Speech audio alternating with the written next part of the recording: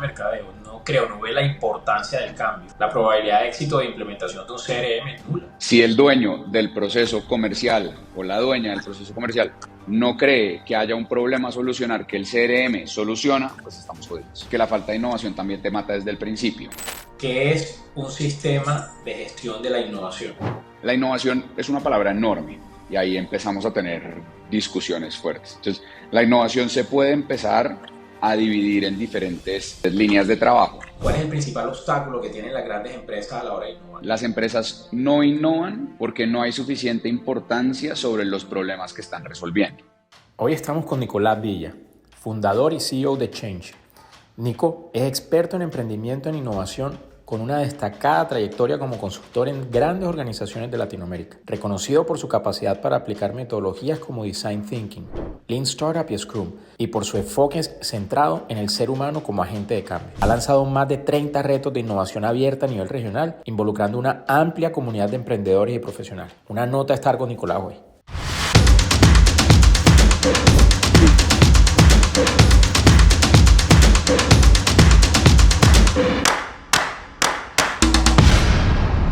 Hola Nico, ¿cómo estás? Muchas gracias por aceptar la invitación. ¿Cómo te ha ido? Hey Jaime, mil gracias por la invitación. Acá contento miércoles después de festivo. No será lo mismo para la gente que lo oiga, pero semanas cargadas. El festivo creo que antes era una buena noticia, ahora es como agridulce, donde uno sabe que le viene una carga pesada las otras semanas.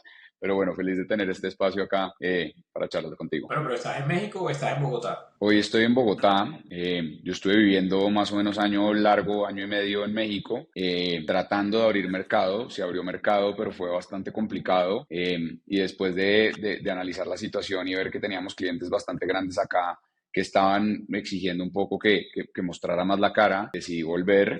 Y ahorita lo que hago es ir y volver a México en vez de hacerlo al revés. Y me queda bastante más sencillo, la verdad. Sí, claro, no, me imagino.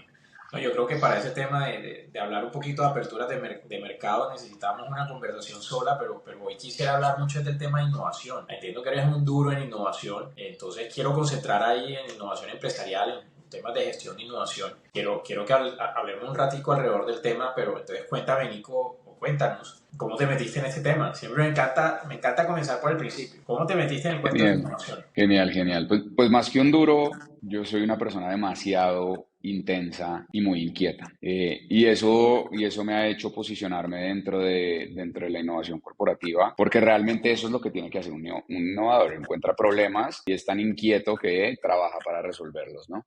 Pero bueno, en términos resumidos, así es como empieza mi carrera profesional. Yo salgo de la universidad, ando y viajo un rato por Latinoamérica, como para desarrollar la mente y para liberarme un poco de la carga que venía en la universidad y prepararme, pues, digamos que para la vida profesional. Entro a una gran empresa que quiero con el arma, que es Constructora Bolívar, del Grupo Bolívar, o sea, de Seguros Bolívar y de Vivienda, y entro un cargo, digamos, siendo ingeniero civil, entro un cargo a la parte de control financiero y de gestión de proyectos de construcción. Entonces no entro a obra, sino que entro al back office a manejar los proyectos. Dentro de una de mis tareas que había como analista de planeación, se llama mi cargo, había una tarea que era hacer un informe. Ese informe ocupaba como el 40% del tiempo de los analistas. Y yo la primera semana como que me enseñaron a hacer ese informe y yo dije, uy, esto no tiene sentido. Algo había aprendido de programación en la universidad, algo me sirvió las clases de programación en la universidad y programé un software que automatizaba este ejercicio, ¿no? Entonces, en vez de pasar el 40% de mi tiempo, como a las 3 semanas, lo que hacía era pasar el 40% de mi tiempo mirando una pantalla que recorría el software. Y cuando mis jefes empezaron a dar cuenta de eso, pues yo les empecé a decir, pues tengo mucho tiempo libre porque el computador corre. Entonces empecé a volverme como esa persona a la que le lanzaban los problemas que nadie en la empresa quería trabajar y que nadie tenía tiempo para trabajar, porque realmente eso es lo que más pasa en innovación. Entonces empezaron a decir, bueno, tenemos un problema con la gestión cultural del proceso de transformación digital en construcción, y me lo mandaron a mí. Y ahí yo, siendo un ñoño, porque soy supremamente ñoño, empecé a leer como loco ese proceso que se llama BIM, Building Information Modeling, que es empezar a diseñar en 3 dimensiones en términos muy prácticos. Y también me logro posicionar como uno de los, digamos, principales motores de la organización, para movilizar toda esa transformación digital. Después terminamos ahí también abriendo Inform Colombia con Camacol, se hicieron cosas muy interesantes y me empiezo a meter cada vez más en innovación y en proyectos difíciles, ¿no? Y eso termina que en algún momento la organización y presidencia, digamos que con mucha confianza, y también se lo agradezco mucho, dice, pues démosle un área de innovación a Nicolás. Empiezo a conocer cómo se estructuran los sistemas de gestión de innovación, qué falla dentro de la innovación dentro de las organizaciones, cuáles son las metodologías para mover a cabo un proyecto. Digamos que ya profesionalizo como esa inquietud que tenía constante, ¿no? Esas 4 o 5 preguntitas que acabas de hacer ahí creo que no las vas a tener que responder. Entonces, comencemos por ahí. Por la primera es, creo que todo el mundo quiere saber es, ¿qué es un sistema de gestión de la innovación? Imagínate una gran organización, ¿cierto? Las grandes organizaciones, incluso las pequeñas organizaciones, pues hasta un emprendimiento de una persona haciendo coaching o un psicólogo, ponle, ¿cierto? Tienen un proceso definido dentro de su core. Todo lo que hacen, si han hecho bien su trabajo de estandarizar las cosas, pues tiene un flujo de trabajo súper claro que lleva una orden o un cliente de A hasta B, ¿cierto? Y logra entregar ese producto o ese servicio. La innovación, digamos que tiene que nacer cuando uno encuentra oportunidades de mejora dentro de ese flujo de trabajo o dentro del mercado que está viendo alrededor, o incluso saliendo a otros mercados. Pero cuando uno crea un sistema de gestión de innovación, es porque se da cuenta que la innovación no la puede dejar a la suerte. O sea, que esas mejoras, que esos proyectos que empiezan a intervenir y que hacer que mi proceso sea más rápido, que sea mejor, que se destaque más en el mercado o incluso que busque más mercados, pues la gestión de la innovación lo que hace es, venga, no dejemos eso a la suerte. Porque si yo te pregunto cómo innovan en Shopify, entonces la mayoría de las empresas dicen, no, pues nosotros normalmente a alguien se le ocurre una idea, esa idea a esa persona se la dice a su jefe. Si está de buenas, su jefe le cree la idea, se la dice al jefe del jefe. Si está de buenas, el jefe tiene presupuesto para ejecutar la idea o para probar la idea. Y si están muy de buenas, tienen metodologías para probarlas baratas. Entonces depende de una cantidad de suerte y de que realmente las cosas pasen. ¿Qué es lo que normalmente pasa en las organizaciones? Alguien tiene una idea, se la cuenta a su jefe y su jefe le dice, así no se hacen las cosas acá, y se acaba. Cuando yo sistematizo la innovación, hago que esos flujos de proyectos, que esos flujos de soluciones tengan un proceso adecuado. Como yo sé vender, hablando de tu tema, ¿cierto? Como yo tengo un proceso para vender en donde tengo una prospección, donde tengo un funnel de ventas, donde tengo unas etapas, donde tengo un presupuesto adecuado, calculo, tengo unos tableros de control, etcétera. Eso normalmente no se tiene para la innovación. Cuando yo sistematizo la innovación, lo que hago es agarrar eso, organizarlo y ponerle un paso a paso. Entonces, ¿de quién es responsabilidad? Porque ahí me genera la duda cuando llega alguien y lo organiza, pero o sea, también he escuchado que la innovación debe ser de todos. Entonces, ¿a quién cae la responsabilidad del tema de la innovación? La innovación es una palabra enorme y ahí empezamos a tener discusiones fuertes. Entonces, la innovación se puede empezar a dividir en diferentes líneas de trabajo. Te doy una línea de trabajo convencional de la innovación, es la mejora continua, pero hay otra línea que se está abriendo y son los CVCs, que son los Corporate Venture Capital, ¿cierto? Entonces son las organizaciones grandes invirtiendo dentro de las startups. Las dos son patas de la innovación, que si uno mira la sombrilla, la innovación le pega a ambas. Con base en la definición que puede tener cada empresa de la innovación, con base en la que yo tengo, las dos le pegan a la innovación. Entonces, lo que hace un área de innovación o una oficina de transformación o lo que la queramos llamar, es gestionar para que todo esto termine pasando. Yo siempre lo comparo. ¿Quiénes son los encargados de desarrollar el liderazgo dentro de la organización? Recursos humanos. Si yo te digo, ¿dónde está el liderazgo? Recursos humanos. ¿Quiénes tienen que ser líderes? Todos. Todos, claro. Entonces, la innovación pasa un poco lo mismo, pero recursos humanos sabe quiénes deberían tener mejores capacidades de liderazgo, debería tener mapeada la personalidad de sus líderes, debería tener tableros de control sobre esas habilidades, debería tener procesos de desarrollo en cada uno de los líderes, debería tener procesos de feedback, etcétera, etcétera. También se debería sistematizar el liderazgo, que muchas empresas lo han sistematizado muy bien. Entonces, es un poco la analogía que yo siempre hago. Es como, siempre me preguntan, ¿después de quién? Pues sí, como recursos humanos desarrolla el liderazgo. No quiere decir que los líderes solo estén dentro de recursos humanos. Pero entonces, ya que lo pones así, cuando termina siendo la especialización de una función, entonces, ¿en qué momento para la pequeña empresa o para la startup que apenas está formando sus departamentos o que está estructurando los procesos, ¿en qué momento dices tú debe nacer un área de innovación? Es una buena pregunta y yo creo que hay que enfatizar en la palabra área, porque área quiere decir que hay una persona dedicada exclusivamente a eso. Entonces, mi respuesta va un poco al revés. Desde el principio yo debo tener un rol enfocado en la innovación, incluso más los emprendimientos, porque están armando todos sus procesos. Entonces deben ser muy buenos como conectando esa mejora continua constantemente e identificando cuáles son los retos que deben ir resolviendo. Entonces, más allá de decirte hay un área de innovación, sí, si es una empresa de 3 y tenemos una cabeza de la empresa y 2 empleados, pues esa cabeza de la empresa y los 2 empleados deberían tener una parte de su cerebro metida en innovación y en ver cómo hacen que las cosas sean mejores. Cuando yo ya empiezo a crear un área de innovación, es cuando empiezo a ver que los problemas que voy a resolver con un área de innovación van a tener un retorno de inversión lo suficientemente grande para pagar mi área de innovación. Claro, entonces ahí termina siendo una decisión de ROI, de retorno sobre inversión. Exactamente. Y el retorno de inversión hay que calcularlo con base en muchos factores cualitativos, cuantitativos, y hay mucho retorno de inversión a futuro en la innovación. Pero a corto plazo yo te puedo preguntar, dime cuál es el problema más grande que tienes en Shopify. ¿Cuánto cuesta ese problema? ¿Cierto? Y tú me podrías decir, bueno, listo, este problema cuesta tanto y me está costando al mes en pérdidas, en ventas o en costos esto, y yo te puedo decir, bueno, vale la pena que empieces a crear una célula dedicada a la innovación a resolver ese problema específico, o si tienes ya muchos de esos, entonces lo que hacemos es que le ponemos una estructura a esa cantidad de equipos que está trabajando, ¿cierto? Pero entonces ahí me surge una duda, ¿cómo diferencio en que lo que necesito es un área de innovación a que necesito comenzar un proceso específico? Por darte un ejemplo, si no tengo visibilidad de analítica, ¿necesito un área de innovación que empiece a resolver el problema o necesito estructurar un área y un proceso de analítica? Depende de la cantidad de problemas que quieras empezar a solucionar al tiempo. Si es un equipo pequeño, el área de innovación lo que va a hacer es sistematizarte este proceso, ¿cierto?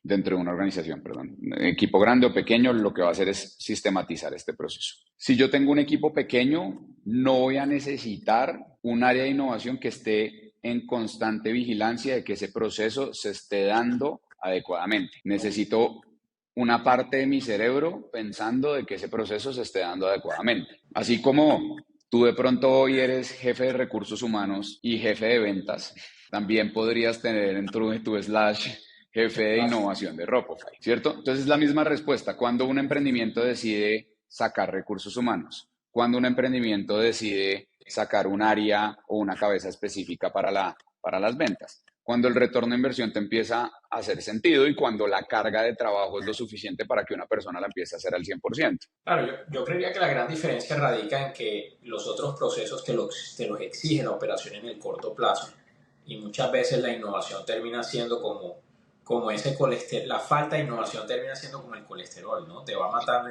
en el largo plazo. Sí y no, porque la falta de innovación también te mata desde el principio. Y no estoy hablando de la innovación en cómo poner el tornillo mejor en estas gafas, ¿cierto? Para que no se salga. Estoy hablando de la innovación, es que si decido armar un emprendimiento de gafas, los procesos de innovación me deberían decir cómo debería diseñar las gafas, a qué segmento le voy a meter mis gafas, cómo las voy a distribuir. Entonces, la innovación puede ser mucho más amplia. Un emprendedor normalmente, naturalmente, está innovando, ¿cierto? Porque está desarrollando un producto. Pero si yo me quedo haciendo lo mismo todo el tiempo, lo más probable es que entre dentro de las estadísticas comunes del emprendimiento y es que entre dentro de ese 85% de empresas que quiebran a los 5 años o dentro del 85% que quiebran los otros 5 años. Entonces, sí, hay que innovar. De pronto no va a innovar en el tornillo, todavía no es mi problema. Ya cuando esté produciendo millones de gafas al mes o al día, pues me meto a pensar en este tornillo específico. Pero no, la innovación le apunta al modelo de negocio al principio de un emprendimiento. ¿O tú no piensas constantemente en tu modelo de negocio y en cómo mejorarlo? Es que yo creo que es el reto grande que tiene cualquier startup los primeros años, ¿no? O sea, al final estamos tratando de descubrir el modelo de negocio adecuado y luego, sobre todo en el tema de las fuentes de generación de ingresos, la propuesta de valor. Entonces, claro, todo eso hace parte del alcance de la innovación. ¿Qué has visto tú o cuál es la principal falla o cuál es el principal obstáculo que tienen las grandes empresas a la hora de innovar? Si todos sabemos, la mayoría sabemos o hemos escuchado y tenemos interiorizado que innovar es importante, ¿por qué las empresas no están permanentemente innovando? Muy buena pregunta y la respuesta va de diferentes aristas. Siempre hablo con grandes organizaciones que normalmente tienen presupuesto para innovar, ¿cierto? Como que gastar cientos millones de pesos, pues no termina siendo un problema. Y siempre les digo, miren, hay 3 opciones. o sus gerentes son muy malos porque no saben crear equipos para sacar un proyecto adelante, no saben hacerle seguimiento a esos equipos, no saben destinar los recursos adecuadamente, que yo no creo que sea el caso, o la gente no tiene o no le están dando los recursos suficientes al proyecto. Eso quiere decir que el proyecto necesita 100 millones de pesos y yo le doy uno, pues nada que hacer, ¿cierto? No voy a poder innovar en ese momento. Claro, hay metodologías para que yo lo pueda hacer con uno, pero a veces pues tiende a ser más complicado. O no tengo los recursos humanos, que también habla de los recursos monetarios que le estoy dando, porque si tengo los recursos monetarios suficientes, pues meto gente adecuada para sacar mi proyecto adelante. O tres, que es el que normalmente pasa, y es que no les importa el problema que están solucionando. Entonces, nuevamente la razón, las empresas no innovan porque no hay suficiente importancia sobre los problemas que están resolviendo. Problema que a una empresa le importa y que una empresa sea buena, lo resuelve. Ya sea por mandato de presidencia, porque entra a pegar dentro de los bonos del año, ya sea porque tengo un gerente o un vicepresidente supremamente activo y visionario que dice que esto va a mejorar drásticamente los KPIs de la organización. Pero si la empresa tiene los chulos que normalmente debería tener una gran empresa, que es un buen modelo de liderazgo y recursos monetarios adecuados para solucionar problemas importantes, pues lo que tiene que trabajar es en los problemas. ¿Y cómo hacerlo? Entonces, ahí arranca ya la teoría de cómo sistematizar la innovación. Hay una metodología muy interesante que viene de una empresa que se llama Innocent y Wasoku, que son una empresa del Reino Unido, que se llama Challenge Driven Innovation. El Challenge Driven Innovation lo que dice es, encontremos esos challenges, esos retos organizacionales que de verdad me importan, a los que debo empezar a crearles soluciones. Algo que yo nunca vi dentro de las metodologías de innovación, en donde la mayoría de las organizaciones o de las áreas de innovación fallan, es que este tiene un proceso muy adecuado para definir los retos, ¿cierto? Los retos en los que trabajo. Y la metodología es LAZO. LAZO significa que sea limitado, que sea alcanzable, que sea específico, que es lo típico cuando defino un reto, ¿cierto? Estas tres, pero tiene otras dos que son fundamentales que no había visto en otras metodologías. Y es la segunda S, y es que tenga soporte dentro de la organización y que tenga un dueño dentro de la organización con poder, o una dueña con poder dentro de la organización. La probabilidad de que un proyecto de innovación importante dentro de la organización salga de abajo para arriba es muy baja. Historias nos han contado, está la historia del Post-it, está la historia de la cajita feliz de McDonald's, pero eso es mínimo. O sea, la mayoría de las organizaciones innovan de arriba hacia abajo. Y por lo tanto, los proyectos que yo decido trabajar y a los que les decido meter recursos monetarios deben tener un dueño. Ese dueño usualmente debe ser dueño del problema. Entonces, y ahorita te doy un ejemplo para que veas cómo funciona esto. Y dos, debo tener soporte dentro de la organización para apoyar ese proyecto a salir adelante. Hablemos de CRM. Vamos a tu tema, es una implementación de un CRM. Si tú tienes un jefe de ventas, ¿cierto? De ventas, de todo el proceso de ventas y marketing dentro de una organización. A ti te contacta recursos humanos o te contacta el departamento financiero y te dice, mira Jaime, yo, Nicolás, VP de finanzas, no estoy de acuerdo con que no tengamos un CRM. Entonces te voy a contratar a ti para que le crees un CRM a Rodrigo, ¿cierto? Que no cree en los CRMs y que por ahora no lo ve como un dolor, pero creémoselo y tratemos de que esa área empiece a usar esto. Eso, la probabilidad de que pase es muy, muy bajita. Fracasa. O sea, lo que nosotros hemos visto es que si la persona comercial, si la persona de mercadeo no ve la importancia del cambio, ¿cierto? O viene por mandato del dueño, la probabilidad de éxito de implementación de un CRM es nula. Nula. O sea, el owner del proceso debe ser quien lidera y que la implementación. Sí, estamos de acuerdo. Implementar un CRM para mí es un proyecto de innovación y entra dentro del proyecto de innovación dentro de la categoría de transformación digital. Si el dueño del proceso comercial o la dueña del proceso comercial no cree que haya un problema a solucionar que el CRM soluciona, pues estamos jodidos. Yo creo que esto que acabas de decir es supremamente importante. Uno de los principales retos que nosotros hemos tenido es, llamémosle, el awareness o la conciencia de las personas de la necesidad de implementarlo. Eso que acabas de decir ahí es supremamente importante porque uno de los principales retos que hemos identificado nosotros cuando queremos implementar un CRM, bueno, cuando un cliente nos busca o cuando un cliente se encuentra con el problema, usualmente son algunas personas dentro de la compañía, algunos decision makers del proceso, que no son conscientes del problema que tienen. Aún están gestionando la empresa con un Excel, no están monitoreando las cifras de venta, no están monitoreando la conversión, la tasa de conversión, el costo por lead, el costo de adquisición, no están monitoreando la calidad de las conversaciones que tienen los comerciales con sus posibles prospectos. Quieren aumentar las ventas sin hacer la gestión comercial correcta de mejorar el proceso, ¿cierto? ¿Cómo acelerar la comprensión de las personas de que tienen un problema? O es algo que tú dices, si el dueño del proceso no conoce el dolor, pues apague y vámonos y busquemos otro reto. O sea, ¿cuál es ahí el approach en términos de innovación? Digamos que hay diferentes estrategias. Normalmente tiende a ser como los demos que empiezan a demostrar que cuando funciona, entonces la gente como que empieza a imaginarse un futuro en donde problemas que ni siquiera había sentido como problemas se empiezan a diluir, ¿cierto? Procesos que terminan siendo cargas para esa persona. Entonces, un poco como metiendo a la gente en el futuro, empieza uno a lograr.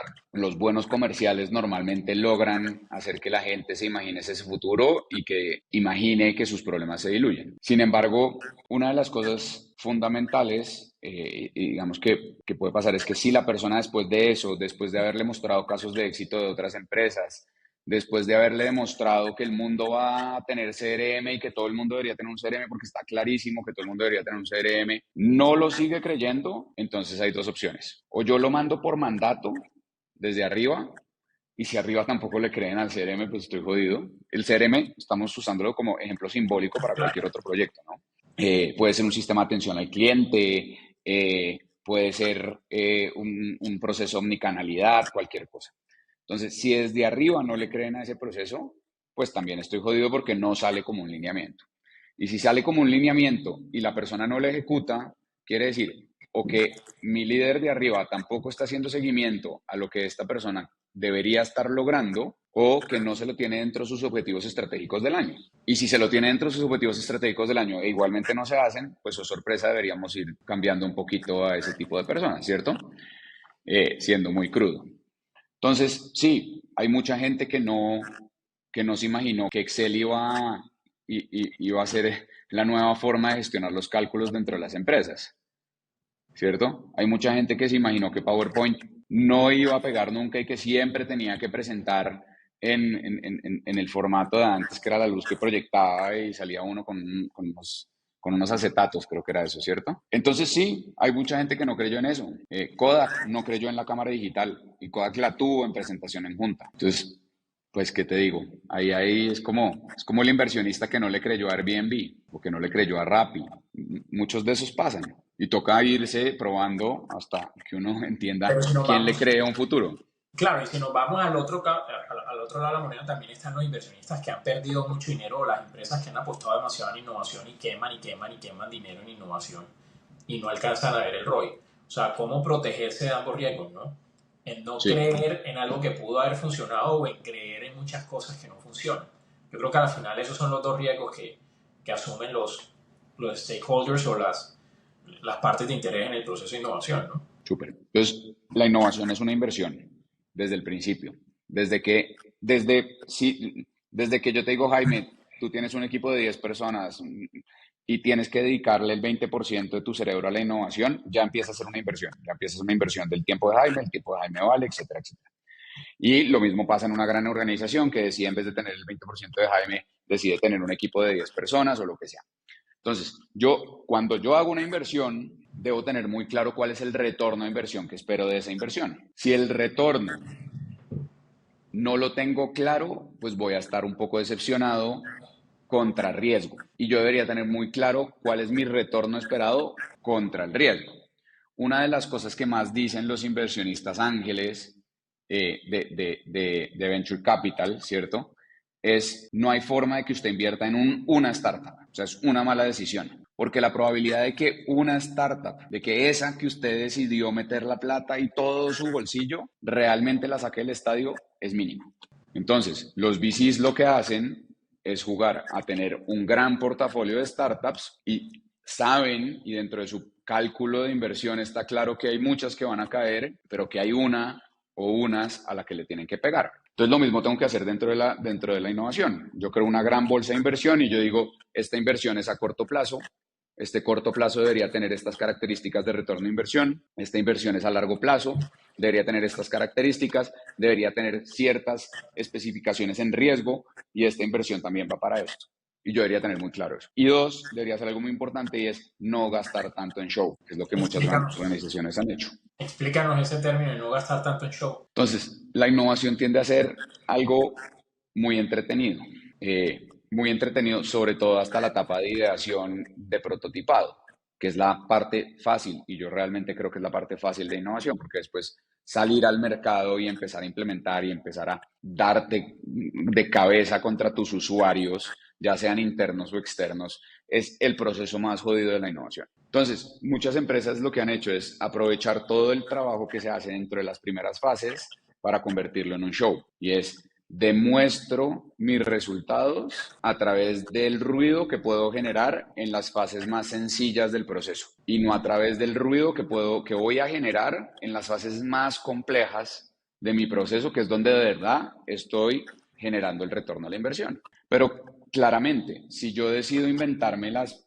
primeras gafas o unas gafas diferentes, y yo estoy trabajando dentro de Ray-Ban y, bueno, hablemos de las gafas de Ray-Ban que tienen alianza con Google, ¿cierto? Creo que es con Google que proyectan. Lo más fácil es salir a relucir esa innovación antes de que el mercado la rechace o la acepte, porque no he tenido el riesgo del mercado. Entonces las empresas tienden mucho a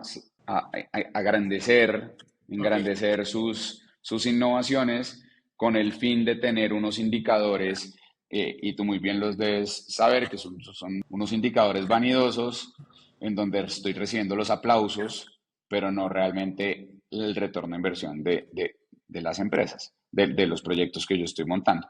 Y eso hace que muchas empresas estén ahora repensando el modelo de gestión de innovación dentro de las organizaciones. Bueno, Nico, nos queda poco tiempo, pero entonces sí te quería preguntar, como para ir cerrando un poco, nosotros dentro de Ropify le apuntamos a tener una audiencia sobre todo en pequeñas y medianas empresas, ¿cierto? Que ya pasaron ese ciclo que ya están empezando a tener una estructura comercial, pero que todavía no son grandes. ¿Qué consejo le darías a esas pequeñas y medianas empresas que también seguramente están empezando su camino de la innovación? Para mí el proceso de ventas es lo más importante que debe tener una organización. En esta época yo no concibo una empresa que vaya a salir adelante sin tener su proceso comercial organizado, estructurado y sobre todo apoyado por nuevas tecnologías, porque mi competencia sí está organizada, sí está estructurada y sí se está apoyando en nuevas tecnologías. Y esas nuevas tecnologías, esa organización y esa estructuración los vuelve más ágiles, los diferencia del mercado y empieza a hacer más visible su oferta de valor. Mientras que si yo tengo un proceso de gestión comercial arcaico, pues empiezo a quedarme por fuera. Lo que te digo, como que no concibo una empresa que no use un CRM y un proceso estructurado para comercializar sus productos, sus servicios. Así como empresas de pronto dijeron, no, es que yo no voy a pautar en redes sociales para vender, y yo no le creo a las redes sociales, y yo no le creo a las redes sociales, y yo no le creo, y arrancó la competencia a creerle a las redes sociales, y de pronto la competencia se fue disparando para el cielo y la mía se quedó estancada. Pues lo mismo va a pasar con un sector o con una empresa que no decida adoptar un CRM. Bueno, Nico, muchísimas gracias, la verdad, por tu tiempo. Si se quieren contactar contigo, ¿a dónde van? ¿Por dónde te escriben? ¿Por dónde te llaman? ¿Cuál es la mejor forma para ponerse en contacto con Nicolás Villa? Entonces me pueden contactar por LinkedIn, buscan Nicolás Villa Peláez y ahí voy a estar. Normalmente chismoseo bastante por LinkedIn. Entonces me van a ir ahí hablando de este y otros temas que también me apasionan. Y pues nada, Jaime, realmente mil gracias por la invitación. Yo feliz de estar acá en este espacio y hacer una pausa que me recarga de energía en un día complicado. Qué nota. Muchísimas gracias, Nico. Un abrazo y feliz fin de semana. Gracias a ti, lo mismo. Chao, chao.